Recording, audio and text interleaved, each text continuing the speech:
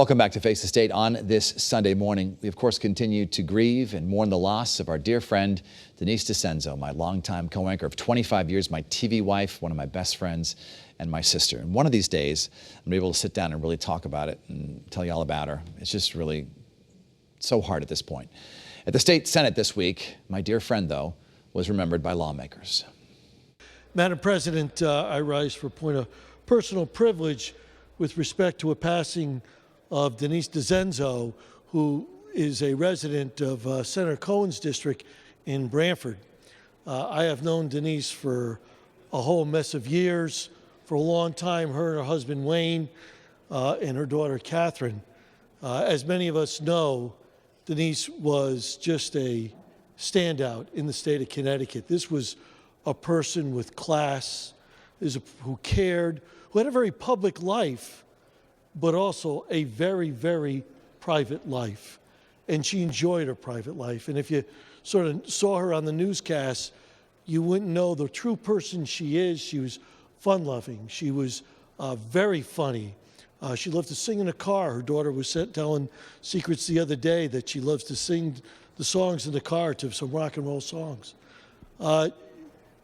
Dennis House gave a tremendous eulogy the other day at the funeral of the person that she was and the friend that she was and the confidant to many. She was the moral compass, not only for her family, but for many of us who know her. Very soft-spoken, but very true to who she was and what she believed. If you read about her in comments, I don't think I dare you to find anything that even suggests anything but a human being that made a tremendous difference in Connecticut and the place that we live in. It makes you wonder, she was only 61 years old, felt some heartburn, went upstairs, and unfortunately passed. Makes you think about the importance of life, and what we do here is important, but family and friends matter so much more, so much more. And I know that I was just talking to Wayne earlier today, her husband. I know he's still hurting, and he has some ideas of how to keep Denise's name going in the state of Connecticut, because she was a true shining star. That's who she was. I felt a special kinship with Denise. One, because we both went to Syracuse University and studied journalism there. Two, we were both broadcasters. She obviously much more accomplished than myself. But we were both for a while broadcasters in Connecticut.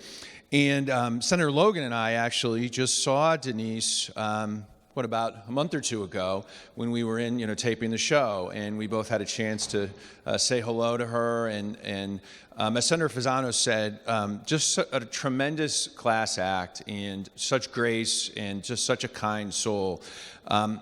And so my heart does go out to her family and her Channel 3 colleagues and all the the journalists who work so hard with her.